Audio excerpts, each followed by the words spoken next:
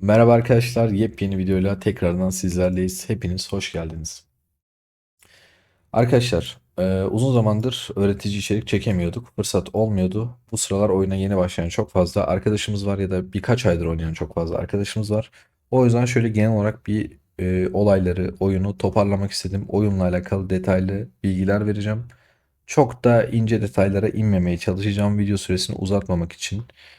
Bu arada bu videoya 7 ya da sekizinci girişim, her seferinde beşinci 6. dakikadan sonra bitirip içime sinmediği için baştan başladım. Gerçekten en zorlandığım videolardan biri olacak. Neredeyse bir senedir kanala Whiteout videoları atıyorum. Ee, Herhangi bir hazırlığım yok. Sadece birkaç tane 7-8 tane konu başlığım var. O konu başlıklarına bakıp size bilgiler vermeye çalışıyorum.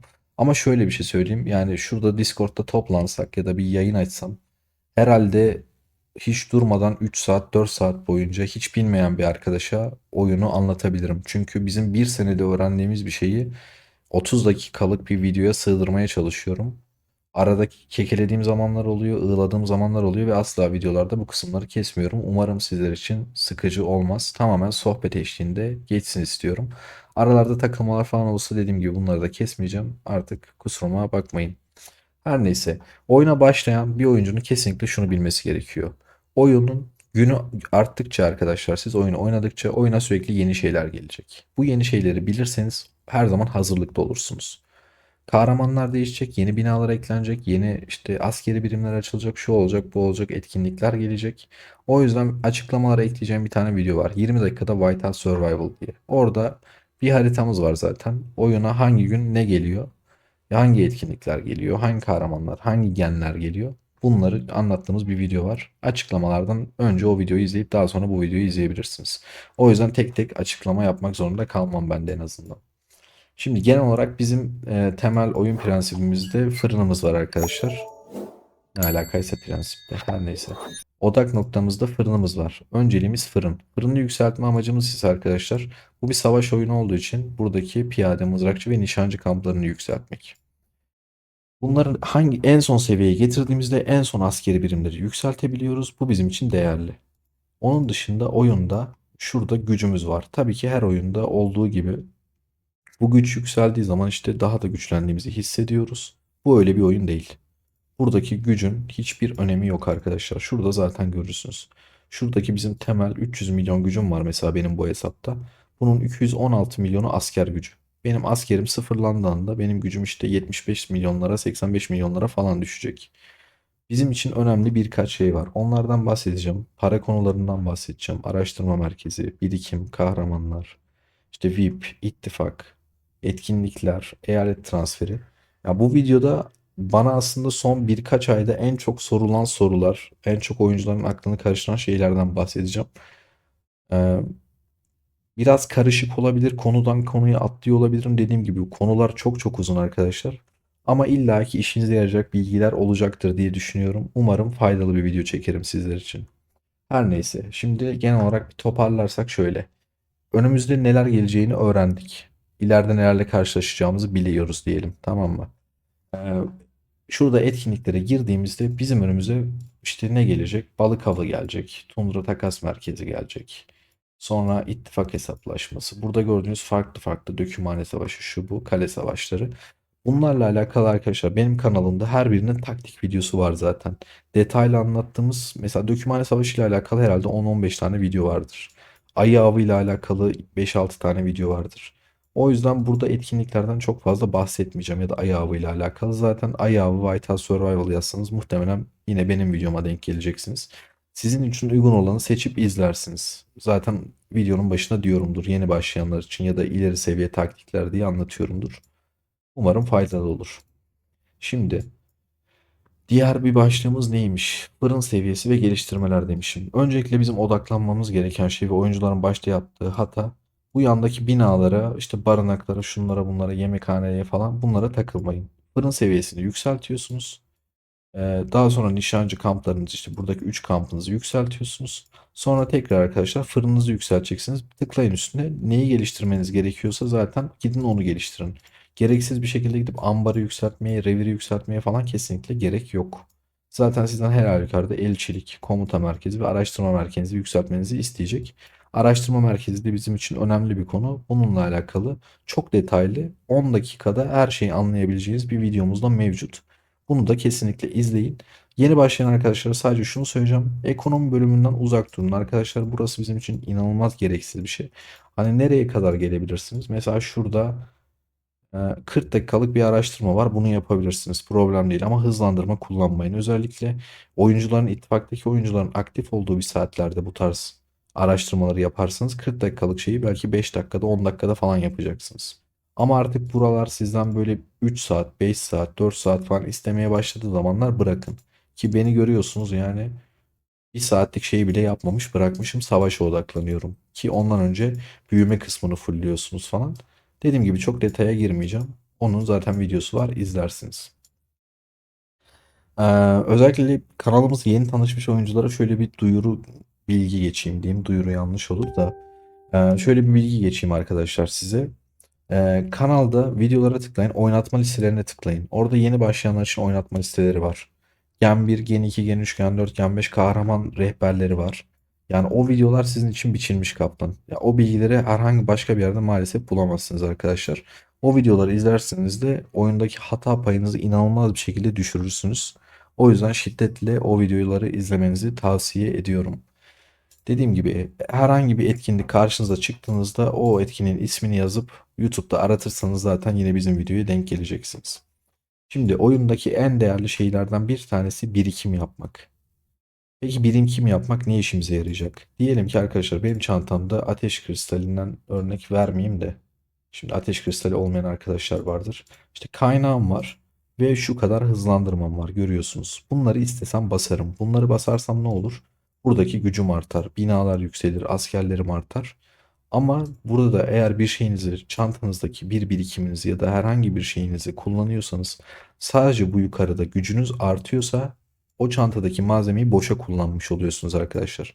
Direkt çöpe atmış oluyorsunuz. Bunu neden söylüyorum? Zaten etkinlikler var. Sürekli oyun bize oyundan sıkılmayalım, bir şeyler yapalım, bir şeylerle bize oyuna daha fazla bağlasın diye etkinlik geliyor. Mesela bakalım. Mesela bende silahlanma yarışı diye bir etkinlik var. Sizde bunun adı şehrini geliştir olabilir, kahramanını geliştir olabilir. Farklı farklı olabilir.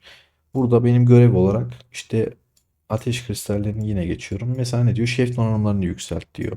Kahraman parçası bas diyor. İnşaat için hızlandırma kullan diyor. Eğer ben bu tarz etkinlikleri oynarsam arkadaşlar hem buradaki günlük ödülleri alacağım hem aynı zamanda yeterli malzemem varsa sıralama yapabilirsem sıralamadan belki 50 bin elmas alacağım. Elmas bizim için çok değerli. Özellikle hiç yatırım yapmaya ya da düşük yatırımlı oyuncular için olmazsa olmaz. O yüzden arkadaşlar hiçbir zaman çantanızdaki bir şeyi sadece güç kazanmak için kesinlikle basmayın. Her zaman bir etkinlikten bir şeyi kullanırken puan ve ödül alıyor olun. Bu sizin için çok değerli. Elinizde güzel bir birikiminiz olursa inanın çok güzel etkinlikler kazanabilirsiniz. Oyun başındaki arkadaşlar için söylüyorum.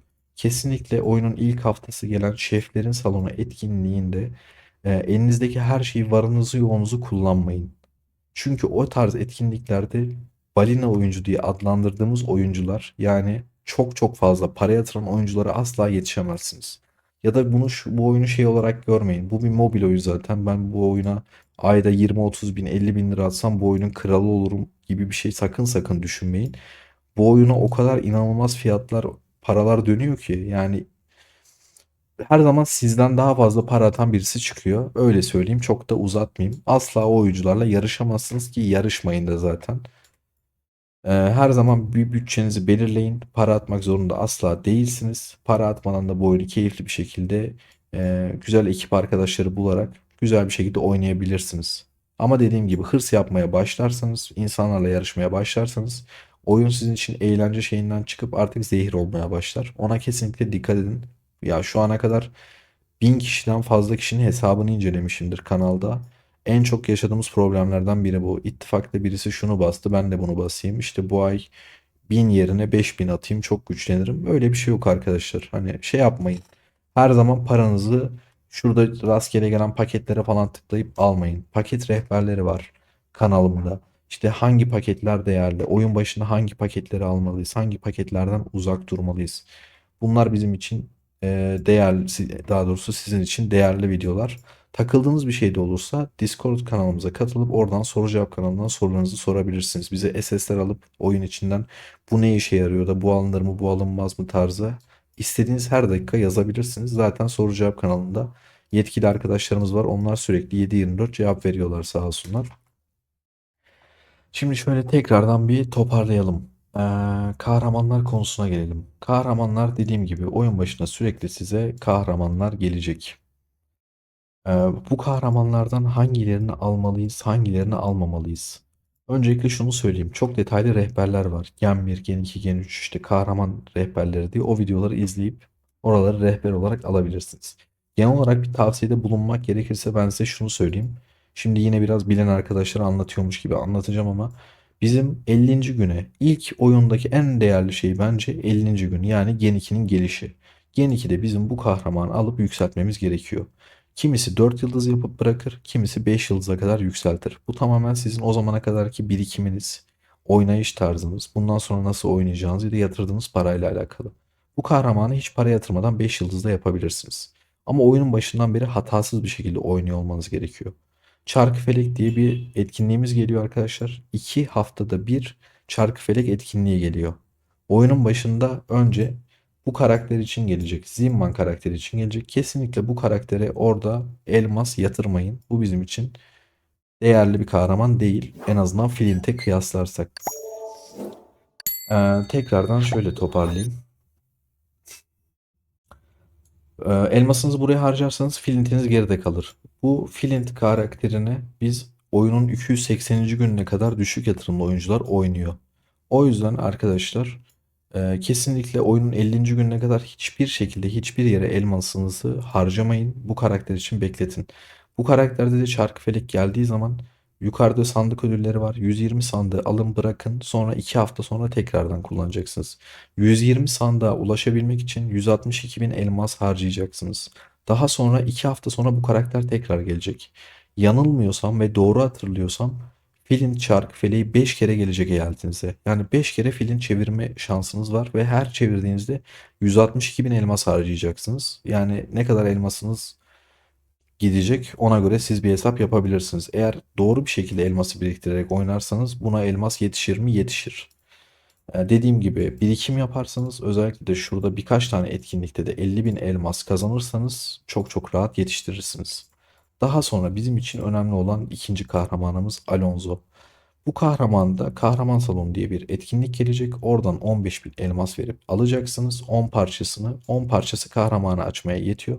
Daha sonra elimizde biriktirdiğimiz arkadaşlar genel mitik parçalar var. Sol altta görürsünüz. Bende 9 tane kalmış. Kullanmışım çünkü artık. Bundan 475 tane olursa bir tane kahramanı 4 yıldız yapabiliyorsunuz. Ve Alonso yani bu kahramanı 4 yıldız haliyle oyunun 200. gününe kadar oynayacaksınız. Eğer bununla dediğim şekilde 4 yıldız haline getirmezseniz oyunun bize bedavaya verdiği bu kahramanla oyunun 400. gününe kadar oynuyorsunuz. Ve şöyle söyleyeyim size oynanmaz mı? Tabii oynanır. Oyunun başına ben bilmiyordum. Ben bu şekilde oynadım. Ama tamamen o 200 gün eziyet geçti. Bilen arkadaşlar bu kahramanı 4 yıldız yapıp bayağı her alanda beni geçtiler. Oyunun çoğu kısmında. O yüzden size özellikle Gen 2'yi biraz daha detaylı anlatıyorum. Gen 2 geldiği anda kesinlikle zaten 4 yıldız olmuyor arkadaşlar. Gen 3'ün başına kadar falan hatta belki Gen 3'ün yani şeyine kadar ilk ikinci haftası, üçüncü haftasında falan 4 yıldız oluyordur. O yüzden problem etmeyin. Şu an hani ne kadar sürede yapıldığını hatırlamıyorum. Ama Gen 3'ün ortasına geçmeden artık bir zahmet 4 yıldız olmuş olsun. Yoksa Gen 4'e yaklaşmış olduğunuz için uzun bir süre kullanamadığınız için bizim için Word olmaz bu durum. Kahramanlarla alakalı çok daha fazla bir şey söylemeyeceğim. Bu oyundaki en değerli şey arkadaşlar sizin istatistikleriniz. Bu da ne demek oluyor? Şurada herhangi bir tane savaşa girdiğinizde arkadaşlar bu aşağıda raporda yazan istatistikler çok değerli. Onun dışında asker sayısının şunun bunun bir yere kadar önemi var. Şurası eğer rakibinizden yüksek olursa hani çok istisnai durumlar olmadığı sürece zaten savaşı kazanıyorsunuz. Ve bizim için doğru istatistikler önemli.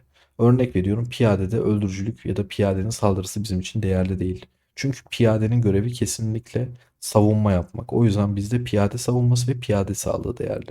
Mızrakçı ve nişancı askerlerinden istediğimiz şey ise saldırı ve öldürücülük. O yüzden doğru adımlarla doğru şekilde yükseltmeler yapmanız gerekiyor. Burada da bize en yüksek istatistiği verenlerden bir tanesi kesinlikle kahramanınızın donanımları. İkincisi ise şef donanımları, tılsımlar, işte petler, şunlar bunlar, araştırma merkezi falan. Çok onların detayına girmiyorum. Güç kazanma rehberi diye bir tane serimiz var arkadaşlar. Oynatma listelerinden ya da videolardan görebilirsiniz. İşte güç kazanma rehberi askerler, güç kazanma rehberi şef donanımları, tılsımlar ya da kahraman donanımları falan diye. Oradan detaylı bir şekilde bunların videolarını izleyebilirsiniz. Her birinde yükseltme sırasına kadar önce hangisini yükseltmelisiniz bunları tek tek anlatıyorum. Ee, Dediğim gibi mesela şeyi falan görüyorum. Arkadaşlar oyuna para yatırıyor. Gidiyorlar şuradaki işte hızlandırma paketleri alıyorlar. Asker basıyorlar. Ya da şuradaki askeri bitirmek için 9.000 elmas kullanıyorlar. Ya da fırının inşaatını bitirmek için 50.000 elmas falan kullanıyorlar. Bunlar çok gereksiz şeyler arkadaşlar. Oyunun başında ben de şu hatayı yaptım. Fırınımı hızlıca işte 20'ye götürmek, 25'e götürmek için İnşaat paketleri aldım. Kaynak paketleri aldım. Bunu asla yapmayın arkadaşlar. Fırın seviyeniz bir şekilde zaten diğer oyunculara yetişiyor.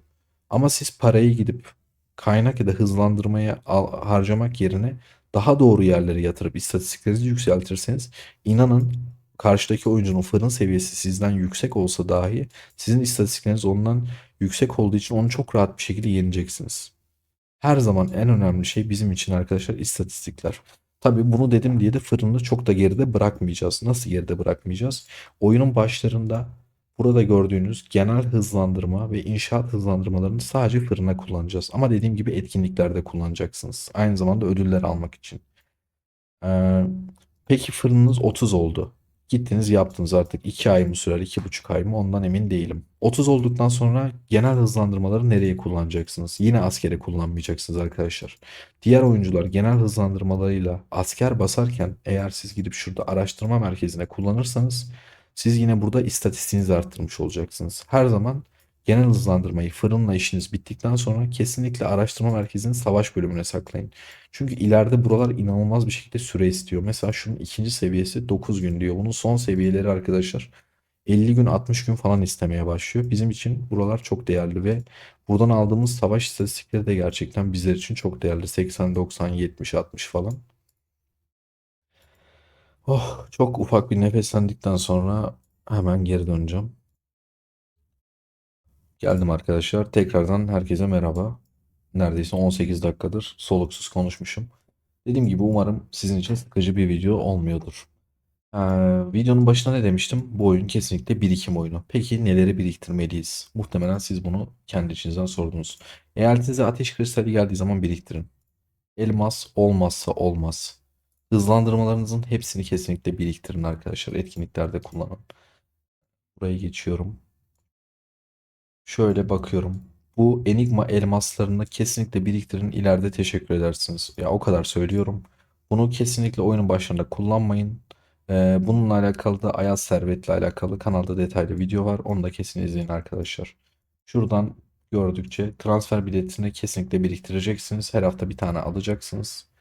Bunu da birazdan anlatacağım. Yine kanalda detaylı videosu var.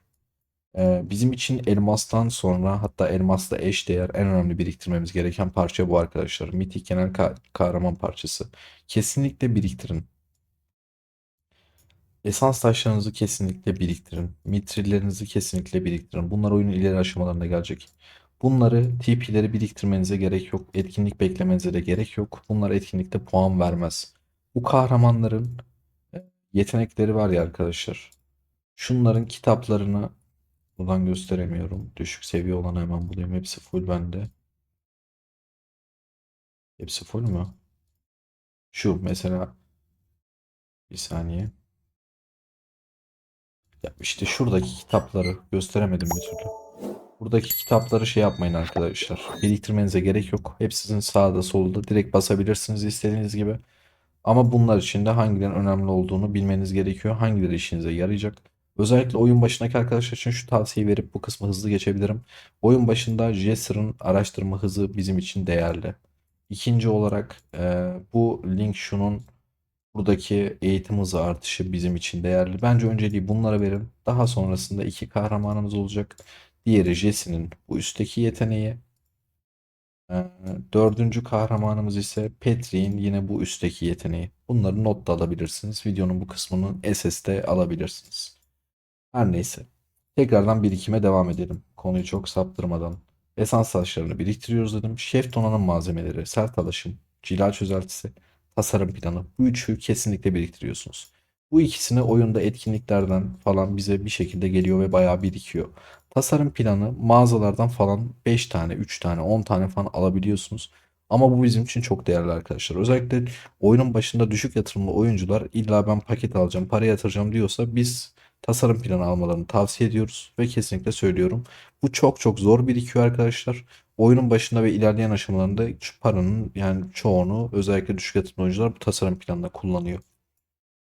Tılsım malzemelerinizi kesinlikle biriktirin ve en uzun süre biriktireceğiniz malzemeler bu ikisi olacak arkadaşlar. Şimdi buz ateşi madeni videolarımızı ya da şato savaşı taktik videolarımızı izliyorsanız o ikisinde çok rahat ilk üçe giriyorsunuzdur. Ve çok fazla tılsım alırsınız. Oyunun 80. gününe kadar kesinlikle bu ikisini harcamayın. 80. gününe kadar bunların etkinliği gelmiyor. 80. günden sonra biriktirdiklerinizde belki 2 tane etkinlik kazanırsınız. 100 bin belki 3 tane kazanırsınız. 150 bin elmas kazanırsınız. Peki o zamana kadar şey diyeceksiniz. Bunları basmazsak istatistiklerimiz düşük olmaz mı? Arkadaşlar bu zaten çok uzun soluklu bir oyun. Eğer ayda 100 bin, 150 bin, 200 bin lira para atmıyorsanız sizin istatistikleriniz oyun başında zaten önemsiz. Adam akıllı doğru düzgün bir savaşa girmeyeceksiniz, bir şey yapmayacaksınız. İnanın şuradan alacağınız %5, 10, 15 istatistik yerine 100 bin, 150 bin belki 200 bin elmas kazansanız sizin için çok daha değerli. Bunu uyan ve bekleten arkadaşlarımız inanın çok çok güzel ödüller alıyor. Bilginiz olsun. Balık etkinliği için kesinlikle bir kuruş para harcamayın arkadaşlar. Tamamen gereksiz. Oyunda çöpe atacağınız yerlerden bir tanesi. Pet malzemelerinizi, yükseltmelerinizi falan biriktirin. Ama pet yeni geldiyse oyununuza bir tane görev geliyor 5 günlük. O görevleri kesinlikle tamamlayın. Anahtarlarınızı hem gümüş anahtar hem platin anahtar bunları eğer özel bir etkinlik yakınsa biriktirebilirsiniz. Ama özel bir etkinlik yakın değilse biriktirmeyin arkadaşlar. Çünkü neden? Bu altın anahtarı ya da gümüş anahtarı kullanarak çok büyük bir sıralama yapamazsınız. Ama oyunun başında bu anahtarları mesela 200'er tane oldu. Kullanırsanız oradan bayağı kahraman parçası alırsınız. Ve şu mor kahramanlarınızı hızlı bir şekilde yükseltebilirsiniz. Bu kahraman parçalarını kesinlikle oyunun en başından itibaren birikim yapmaya başlamayın. Çünkü onun etkinliği de kullanacağınız etkinliği de oyunun yanılmıyorsam 40. gününden sonra mı 50. gününden sonra mı geliyor ya da onun gününü tam hatırlamıyorum da bir ay sonra geliyor diye hatırlıyorum. En azından bu kahramanları 4 yıldıza kadar yükseltip tüm yeteneklerini açın. Zaten bir kahraman 4 yıldız olduktan sonra yetenekleri hepsi 5 oluyor yükseltirseniz gördüğünüz gibi. 4 yıldız olduktan sonra bir kahramanı 5 yıldız yapabilmek için zaten 600 parça gerekiyor. Bu biriktirdiğiniz 600 parçayla çok rahat bir şekilde etkinlikte 50 bin elmas ödülü alabilirsiniz. O yüzden 4 yıldız yapana kadar yükseltin, birikim yapmayın. 4 yıldız olduktan sonra birikimlerinizi saklayın. Sonra gidin bu etkinliklerden de 50k elmas ödülü alın. Eyaletin başındaysanız, oyunun başındaysanız 80. günde SVS gelecek arkadaşlar. Eyaletler arası savaş demek oluyor bu. Orada iki eyalet eşleşiyor. Öncesinde bir haftalık bir hazırlık dönemi oluyor. O hazırlık döneminde herkes bir hafta boyunca işte malzemeler kullanıp hazırlık puanı yapıyor ve bir tane eyalet kazanıyor. Kesinlikle arkadaşlar oyuna başladığınızda ilk 3-5 SVS belki 6 SVS mi diyeyim artık bilmiyorum. Ayda bir gelir. İlk 5-6 ay kesinlikle o SVS'nin hazırlığında eyaletinize yardım etmeyin. Orada zaten hazırlık aşamasında sıralamaya girenlere kahraman parçası veriyor. Ama sadece balina dediğimiz çok fazla para yatıran oyuncular sıralamaya giriyor. Sizin orada gidip 8. olmanız, 20. 30. ya da ilk 100'e girmenizin bir anlamı yok. Bir etkinlik kazanıyorsanız ya da bir etkinlikte oynuyorsanız ya birinci olacaksınız arkadaşlar ya da şuradaki günlük ödülleri alacaksınız bırakacaksınız. Mesela 20 bin puan istiyor ya 20 bin puan isteyecek malzemeyi yapıp bırakacaksınız buradaki ödülleri alacaksınız. Eğer bu mantıkla oynarsanız kesinlikle kazanan siz olacaksınız. Şimdi diyeceksiniz ki eyaletimiz ne olacak? İnanın arkadaşlar SVS hazırlığı kaybetmenin eyaletiniz için o kadar da kötü bir şey yok. Zaten savaşı kazanırsanız eyaletinizde herhangi bir sorun yaşamıyorsunuz. Sadece ufak tefek bufflar falan oluyor. Hadi kaybetseniz. O da inanın çok da büyük problemler değil. İleride zaten siz kendinizi geliştirdikten sonra, eyaletinizi geliştirdikten sonra, ekibinizde güzel bir ekip kurduktan sonra SVS için, eyalet için her şeyinizi harcarsınız. Ama öncelik her zaman kendiniz olacaksınız. Nefesi de aldığıma göre şimdi neleri biriktirmeliyiz konusu bitirdik diyelim. Bununla alakalı da kanalda detaylı video vardı ama yine anlattım. Birikimlerimizi hangi etkinlikte kullanmalıyız diye bu şekilde aratırsanız detaylı bir tane sadece bunu anlattığım bir videoda kanalda var. Aslında ana problemimiz şu. Benim bu videoda anlattığım her şeyin videosu var. Sadece tek bir video halinde değil arkadaşlar. O yüzden sürekli şey diyorum size fark ettiyseniz. Bunun videosu var, şunun videosu var, şurada anlattık diye.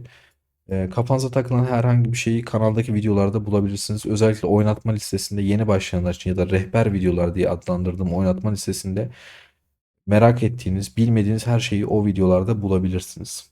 Şimdi şef donanımlarından ve tılsımları biriktirmenizden bahsettik. Kahramanlar Gen 3 ve devamını anlatacağım. Ondan önce VIP'e geçelim. VIP ile alakalı çok uzun soluklu şeyler anlatmayacağım. VIP rehberi var. Ne zaman VIP 4 olmanız gerekiyor, ne zaman VIP 5 olmanız, ne zaman VIP 6, VIP 7 olmanız gerekiyor ve avantajları. Yine kanalda videosu var arkadaşlar, VIP rehberi. Onu da kesinlikle izleyin. Oyunun başında ittifak bizim için başında ve sonunda fark etmiyor. Kesinlikle çok değerlidir. Her zaman şuradaki liderlik tablosunda birinci sırada ya da ikinci sıradaki ittifakta olmaya çalışın. Sadece güç olarak bir de olmanın çok bir anlamı yok. Sadece size şunu söylemeye çalışıyorum. Aktif oyuncuların ve oyuna para yatıran oyuncuların olduğu ittifakta olursanız sandıklardan ödüller alırsınız. Sürekli onlar satın alım yaptığı gibi bunun gibi arkadaşlar. İnsanlar paketlere para yatırıyorlar. Siz de buradan ödüller alıyorsunuz. Bu sizi ekstra diğer oyunculara kıyasla öne geçiriyor. O yüzden bu bizim için gerçekten çok değerli. Etkinliklerde arkadaşlar, tüm etkinliklerde işte Ay Avı'nda olsun, Buz Ateşi Madeni, Jo, bunların ödülleri yani ben çok beğenmesem bile düşük yatırım ya da hiç yatırım yapmayan bir oyuncu için çok değerli. Kesinlikle etkinliklere hakim olmanız gerekiyor. Her etkinliğin taktiğini bilmeniz gerekiyor. Bunların videolarını kesinlikle izleyin. Buz Ateşi Madeni videomuzu zaten izlerseniz düzgün bir şekilde oynarsanız ben kesinlikle birinci olacağınıza inanıyorum. İleri zamanlarda belki ikinci, üçüncü olabilirsiniz. Çünkü herkes aynı taktiği uyguluyor. Bir yerden sonra problem yaşamaya başlıyorsunuz.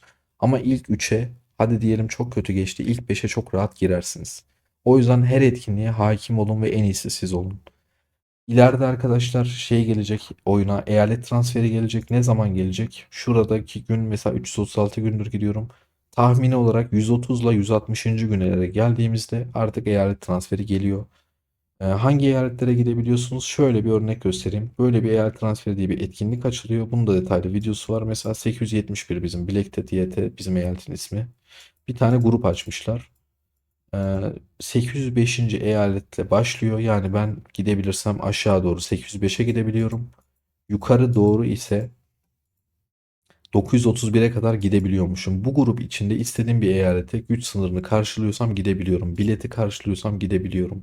Mesela diyor ki 250 milyonun altında ol diyor. İttifakın olmasın diyor ve biletin olsun diyor. Diğer şeylerin çok bir anlamı yok zaten. Benim kaç 7 biletim var. Benden 12 bilet istiyor. Bunu neye göre belirliyor arkadaşlar? Tamamen benim gücüme ama güçten kastım şey istatistik gücüme aslında ona göre kıyaslıyor ve bu eyaletlerdeki insanların gücüne göre kıyasladığı için sizden ortalama böyle bir bilet istiyor. Peki ilk eyaletinizde transferinizde ya da sizden kaç bilet ister? İnanın bilmiyorum. Bu tamamen sizin oyuna yatırdığınız para, istatistik gücünüz, kendi gücünüze bağlı bir durum. Ama benim düşük yatırımlı bir oyuncu olarak hatırlıyorum kendim ya bende ya 6 bilet istedi ya 7 bilet istedi ilk transferimde. Hani siz de bunu isterseniz referans olarak alabilirsiniz.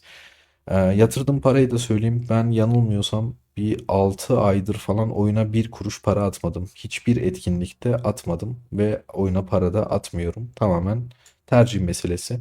Ama oynadığım dönemde çok aktif bir şekilde para da yatırdığım dönemde 8 ay ya da 9 aylık bir süreçte yanılmıyorsam 10 bine yakın bir para attım. Ya 9-10 bini geçmemiştir herhalde. O civarlar diyebilirim. Ki bunun 2-3 bin lirasını falan gidip Molly paketi falan almıştım.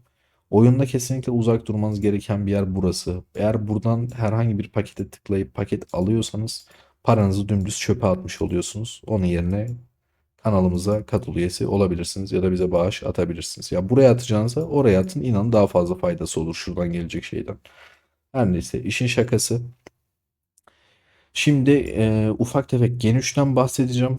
Ya da Gen 3'ten bahsetmeyeyim. Dediğim gibi bunların rehberleri var. Ben size sıfırdan oyun başından kendim tekrardan oyuna başlasaydım ve Gen 4'e ya da Gen 5'e kadar oynasaydım Gen 2'de hangi kahramanları alırdım? Gen 3'te hangi kahramanları alırdım? Size bunun bir listesini yapayım. Yani benim için en iyi kahraman dizilimini anlatayım. Gen 1'de zaten biliyorsunuz Sergey Moli falan filan kullanıyoruz. Gen 2'ye geldik. O yüzden Gen 2'den başlıyorum. Flint'i kesinlikle 5 yıldız yaparım arkadaşlar. Çark felekleri çeviririm. Muhtemelen bir şans durumuna bağlı 100-150 mitik eksik olabilir. Bunu o mitikle tamamlar 5 yapardım. Daha sonra arkadaşlar kahraman salonundan Alonso'yu alır. Alonso'nun geri kalanını genel mitik kahraman parçalarımı oyunun ilk gününe itibaren biriktirir. Sonra aldıktan bir ay sonra falan bunu 4 yıldız yapar bırakırdım. Bunların silahları bizim için değerli. Bunun silahını 4'e kadar yükseltirdim. Flint'in silahını ise yükseltebiliyorsam 6'ya kadar yükseltir bırakırdım. Daha fazlasını yükseltmezdim. Yükseltemiyorsam bunu da 4'te bırakırdım. Kesinlikle Philly'den uzak dururdum. Yani bu kahramanı hiçbir şekilde almazdım. Gen 3'e geçtiğimizde ise bu arada nasıl o kadar mitik birikiyor diyorsanız eğer biraz para yatırıyorsam şuradaki paketi kesin alırdım. Şu 20 mitik veren paketi kesinlikle her geldiğinde alırdım. Herhalde zaten 15 günde bir geliyor diye hatırlıyorum. Bunun büyük faydası olacak size. Diğer etkinliklerden de geliyor. Birikiyor. Biriktiren arkadaşlarımız çok fazla var arkadaşlar. Peki Gen 3'e geldiğimde ne yapardım? Mia'yı kesinlikle 5 yıldız yapmazdım. Mia'yı arkadaşlar kaç yıldız yapardım? Ya Mia'yı muhtemelen arkadaşlar yapmazdım ya. Almazdım bile. Açık konuşayım. Yani ben bunu Gen 3 kahraman rehberini anlatırken Mia iyi, Çarkıfelek kahramanı atlanılmaz. 4 ya da 5 yıldız kesin yapılır diyorum. Ama şu an artık ben de bir sene, 1,5 sene oldu oyun oynayalı. Açık konuşayım Mia'yı hiçbir şekilde almazdım. Silahını falan da zaten almazdım. Molly ile oynardım. O geni. Daha sonra arkadaşlar Reyna. Nerede bizim Reyna'mız? Bu kahraman geldiğinde bunu yükseltebildiğim kadar yükseltirdim. Tabii Gen 2'den Gen 4'e kadar o zaman işte bayağı bir süre de geçecek. Bunun silahını da kesinlikle 6'ya kadar yükseltirdim. Bunu 4'te falan bırakmazdım. Daha sonra arkadaşlar Gen 4'te ne alacağım? Gen 4'te bunun yanına gidip Line almazdım. Alonso 4 yıldız ile tekrardan Gen 4'ü geçirirdim. Daha sonra Gen 5'te Gwen geliyor. Nerede bizim Gwen'imiz? Burada. Gen 5'teki Gwen'i alırdım. Bunu da kesinlikle 4 ya da 4,5 yıldız falan kesinlikle yapar. Bunu silahında 4'e 5'e yükseltmeye çalışırdım elimdeki mitiklerle. Tabi bu sırada iki tane çarkıfelek kahramanını atlamış oldum. Yani neyi? Mia'yı ve Line'ı atlamış oldum. Bunları atladığım için de hayvan gibi VIP seviyemi yükseltebilirdim. Bu da bizim ileride bayağı işimize yarıyor. Ee, tabii gen artık 5'e geldiğimizde elimizde ne olmuş oluyordu? Hector olmuş oluyordu. Çarkfele'yi bunu çeviri kesinlikle 5 yapıyorum. Bunun yanında nişancımız Gwen oluyordu.